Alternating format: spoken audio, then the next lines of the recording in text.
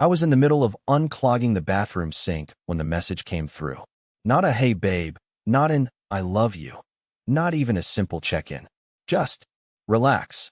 No context, no punctuation, just that word, floating on my screen like a slap wrapped in bubble wrap. And I swear, before I even opened it, I already knew where she was. She wasn't at her sister's like she claimed. She wasn't grabbing frozen yogurt with her coworker either. No, she was with him. And before you roll your eyes and think I'm overreacting, let me tell you something. The last time she used that exact word, relax, she'd gone missing for 6 hours and came home smelling like a bonfire and cologne that definitely wasn't mine. So this time, I didn't argue. I didn't call. I didn't ask who he was. I just replied, "Okay, enjoy your ex. Let me know if his wife liked the photos." 3 minutes later, the phone rang. Her name lit up the screen like it was on fire. I didn't answer. She called again. Then she left a voicemail so loud I could hear her screaming through the preview window without pressing play. I still didn't call back. Not because I was trying to be clever, but because I was shaking too hard to hold the phone. Let me be clear, I'm not some macho, take-no-crap guy. I cried during animated movies. I once apologized to a houseplant for watering it too late. I am not the man you picture when you think revenge. But when she left with her ex, when she told me to relax, like I was some clingy child interrupting her fun, something in me cracked open, and I decided to stop being the guy who just takes it. The next day, I went quiet. No texts, no calls, no snarky replies. I packed up my stuff, called my lawyer cousin in Vermont, and started a paper trail. Because if she wanted to play games, I was finally ready to play back. I didn't sleep that night. Not out of heartbreak, out of adrenaline.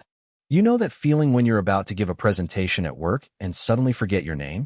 That was me, but stretched into hours. I sat on the couch, watching the little dot next to her name on the messaging app turn green, then gray, then green again. She wasn't asleep. She was busy, typing, deleting, typing again. She didn't call me back after the 6th missed call. Maybe she figured I'd break first, that I'd spiral into some desperate, please talk to me meltdown. That was the old me. This time, I just sat there with her message still open on my screen. Relax. Still glowing like a smug little ghost. Around 4:12 a.m., I stood up and walked to our bedroom. Not sure why. Maybe it was instinct. Maybe curiosity. Maybe I just wanted to smell her pillow one last time before this whole thing exploded. But when I opened our shared closet, something caught my eye. There was a green duffel bag on the top shelf that I hadn't seen in years, something she used back in college. I wouldn't have noticed it if it hadn't been slightly unzipped, like it had been stuffed back in a rush. I reached up, pulled it down, and sat with it on the bed. I didn't know what I expected. I'm not the snooping type. I actually felt guilty unzipping it, like I was violating some imaginary line between concerned husband and paranoid freak. But the moment I pulled the zipper down and saw what was inside, that guilt turned into something else entirely. There were 2 wine glasses, unwashed, with red stains on the rim. A man's cologne. A lighter with initials on it that weren't mine. And the worst part? A Polaroid photo of her. Taken recently. Wearing lingerie I'd never seen before. And behind her, blurry in the background, but very much there, was a man's hand. I stared at it for a long time. My face didn't move. My heart didn't even beat faster. I just felt still. Like the part of me that still believed in us had quietly walked out the door. And in that moment, I didn't want to scream. I didn't want revenge. I just wanted to undo everything. To rewind life to that stupid laundromat where we first met. To walk out before she ever saw me. To pick a different machine. Maybe a different life. But instead, I took the Polaroid, walked to my desk, and scanned it into my laptop. Because if she was going to lie, if she was going to gaslight me again tomorrow, I wanted the truth preserved. I uploaded the image to a private folder, encrypted it, and wrote a note titled, "For my lawyer, if I chicken out." I didn't know what I was going to do yet, but I knew I was done playing the fool. She came back on Sunday night. Late. Not quite midnight, but late enough that she probably hoped I'd be asleep. My truck was parked in the driveway, lights off inside the house, no noise, just like she liked it when she came home from her so-called getaways. But I was wide awake, sitting in the kitchen, lights off, heart pacing like a slow drum. When I heard her keys fumbling at the front door, I didn't move. I just listened to her heels click their way across the hardwood. She walked in humming, like someone who'd just spent the weekend at a spa. I watched her silhouette glide into the hallway, drop her bag next to the coat rack, and tiptoe toward the bedroom, the way she always did when she'd been out too long. I didn't speak until she opened the bedroom door. Did Mediford smell like his cologne, or did he borrow yours? She froze. Not like she was startled, like she'd been caught. Like the game was up and she wasn't ready for it. There was a pause. Long, painfully long. Then, the lies started rolling in, perfectly rehearsed. What are you talking about? You're being dramatic. You're spiraling again. Is this because I didn't text enough? She didn't ask what I meant. She knew. She went straight to defense, and that told me everything. So I got up, walked past her without a word, and returned holding the scanned photo, printed and framed, because Petty is the only thing holding my backbone together lately. I handed it to her like a birthday card. She stared at it. Her mouth didn't move, but her hand did. She gripped the frame tighter than she probably realized, and I could see the war going on in her head. Deny, distract, destroy, or confess. She chose rage. You went through my stuff? That's sick, you know that? Who even does that? That was it. Not, it's not what it looks like. Not, that's an old picture. Not even, I'm sorry. Just a full pivot into blaming me for opening a bag that was hidden in our own closet, in our shared house, in a room she'd slept in for years. And I'll admit, for a second, I felt guilty again. Like maybe I had crossed a line. Maybe she had the right to privacy, even from her husband. But then I remembered something. That hand wasn't mine. I looked her dead in the eye and said, "You didn't come back to a husband this time. You came back to a witness." Her eyes widened, like I'd finally spoken a language she couldn't manipulate. And then, like clockwork, the shouting started. But I didn't shout back. I just walked past her, picked up my keys, and left. I didn't have a plan. I didn't even have shoes on. But I knew one thing with absolute certainty. If I stayed another hour in that house, I'd let her lie her way back into my head. And I couldn't afford to give her that space anymore. I only made it about 3 blocks before I pulled over. I wasn't crying. I wasn't screaming. I just sat there gripping the steering wheel, my knuckles white, wondering what version of her I'd been sleeping next to all this time. Was this the first time she cheated? The 5th? The 100th? How long had I been blind? I parked in front of the old bowling alley, the one we used to go to before she grew out of it.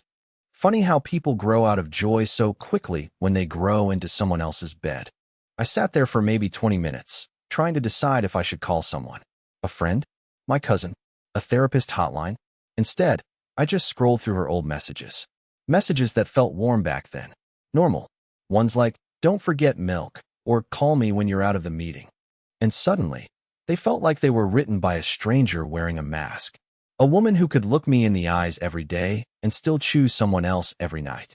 I eventually drove back home, not because I forgave her, but because I had nowhere else to sleep. When I pulled into the driveway, her car was gone. But something else was waiting for me. There was a folded piece of paper tucked under my windshield wiper. No envelope. Just rain damp ink smudged across the words. "You don't know what you're doing. Pick up the phone before it gets worse." No name. No signature. But the handwriting? Hers. I stared at it for so long I forgot how to breathe. Worse? What the hell did that mean? That night, she called me 10 times. I picked up on the 11th. Not because I wanted to hear her voice, but because I needed to know exactly what she meant by worse. What could possibly be worse than finding proof of betrayal in your own house? I was about to find out. It was the next day, around noon, when I got the call. Unknown number. I don't usually answer those, especially not now, when my brain's barely stitched together. But something made me press accept. Maybe curiosity. Maybe self-destruction. Maybe I just wanted someone to say something that made sense. "Is this Arlen?" the voice asked. That threw me. No one uses my real name.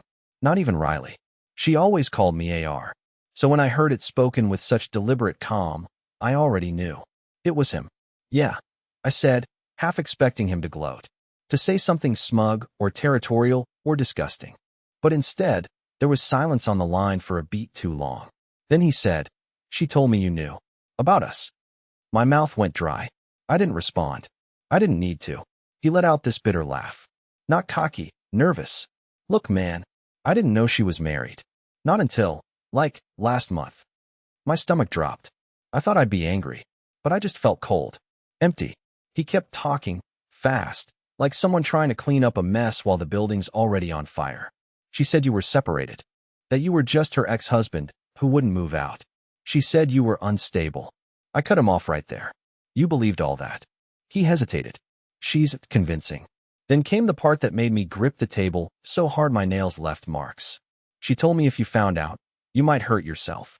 Or her. That's why I left that note. I didn't mean to scare you, man. I thought I was doing the right thing. He left the note. Not her. And suddenly, it made sense. The panicked tone. The guilt behind it. The threat that wasn't really a threat. He thought he was protecting her from me. And she let him believe that. She lied to both of us. It hit me like a freight train that I wasn't just married to someone who cheated. I was married to someone who told two completely different stories depending on who she needed to control. He apologized. He sounded sincere. I didn't forgive him, but I didn't scream either. I just hung up. Then I sat there in silence, realizing something even worse than betrayal had taken root in my house. I wasn't up against a love triangle. I was up against a woman who had built a web so intricate we didn't even realize we were both stuck in it. After that call, I didn't speak to her for 2 full days. Not a word. She texted. She called. She even tried to accidentally run into me at the grocery store, like we hadn't just ripped open every layer of trust between us. I ignored it all, not because I was over it, but because I was planning something she wouldn't see coming. I didn't want revenge. I wanted clarity. I needed to hear her say it. Not for closure. I stopped believing in that. But for the record, literally. So I cleaned the living room, put her favorite blanket back on the couch, lit the candle she always bought after a fight, vanilla rebuild, like some kind of emotional reset button in wax form. Then I placed my phone behind a row of books on the shelf, hit record, and waited. She showed up that night, almost on cue. No knocking. She still had a key. She walked in wearing that oversized hoodie she only wore when she wanted to play innocent, like a kid caught cheating on a test, but too cute to punish. Her voice was soft. She even looked like she might cry. Can we talk? I didn't say yes. I didn't say no. I just nodded toward the couch. She sat. I stayed standing. Then I asked, did you ever plan to tell me? That's it. That one question. Nothing else. I watched her face carefully. Her nostrils flared. Her eyes dropped. And for the first time since this nightmare began, she didn't have a comeback ready. It took her 4 full seconds to speak. I counted them. No, she whispered. I didn't think you'd handle it. And there it was. No denial. No gaslight. Just the first real answer she'd given me in months. She kept going, and I let her. I didn't interrupt. I wanted her words on tape, every syllable.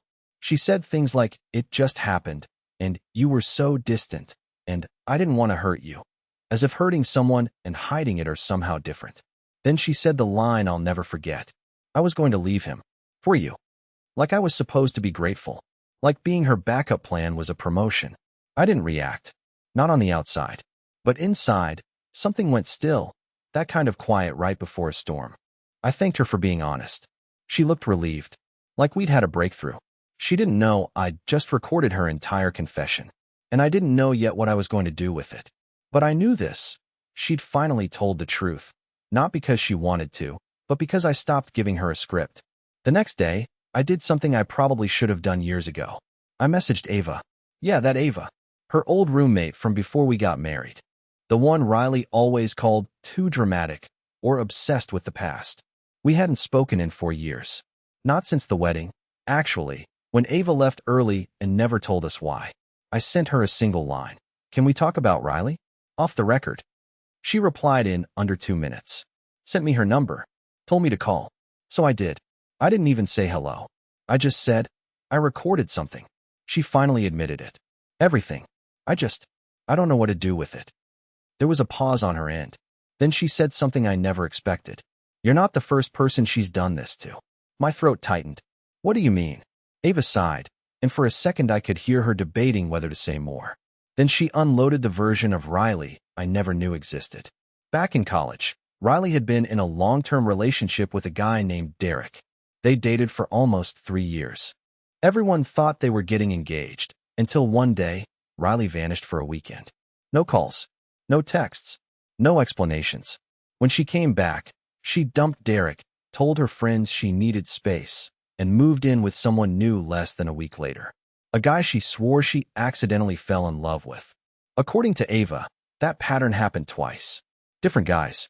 Same script. She doesn't leave people, Ava said. She just replaces them. I felt like someone had handed me the final puzzle piece I didn't want to find. Suddenly, everything about our marriage made a sick kind of sense. The way she never fully opened up. The way she never ended arguments. Just distracted me until I forgot we were even fighting. She didn't solve problems. She switched lanes. I played the recording for Ava. Let her hear Riley's voice saying, "I didn't think you'd handle it." Ava didn't even flinch. She says that every time, she muttered. Every time. Not just to me. I hung up after that. Didn't say much. I just sat there staring at my phone, realizing this wasn't a one-time betrayal. It was a routine. I was just the latest name in a long chain of men who thought they were different. Special. Chosen. I was never her partner. I was just her placeholder. I didn't send the recording to a lawyer. I didn't post it online. I didn't even confront her again. That used to be the kind of thing I thought I needed. Revenge. A big dramatic ending. A public exposure. But when the anger finally wore off, when it burned itself into ash, all that was left was a strange, unexpected kind of peace. Because the truth is, I already won.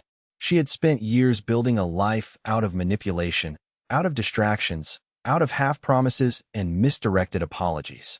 And I had spent years quietly shrinking inside that world, telling myself it was love, telling myself it was just a rough patch, that if I just became easier to love, she'd finally stop looking elsewhere. But hearing her admit it, hearing him apologize, and hearing Ava confirm what I'd always felt but never dared believe, that shattered the spell.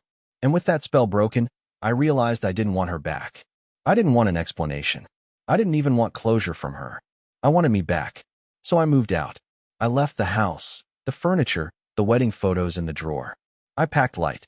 Just my books, my laptop, my guitar, and the mug my brother got me that says, "Introverts Unite." Separately, I signed a lease on a small studio above a bookstore in a part of town where no one knows me. No one asks about her. No one calls me AR and Riley. And for the first time in a long time, I'm sleeping through the night. I go on walks now without feeling the urge to check my phone every 5 minutes. I don't second-guess how I word my texts. I don't read between lines that aren't there. I've stopped waiting for a version of someone that never existed to finally show up. A few days ago, I sat in a park, sipping coffee, when a dog I didn't know ran up and dropped a stick at my feet. His owner laughed and apologized. We talked for 20 minutes. No flirting. No pressure. Just two strangers having a real conversation. It felt better than anything Riley gave me in the last year of our marriage. And that's the thing. It's not the explosion that sets you free. It's the quiet decision to walk away and never look back.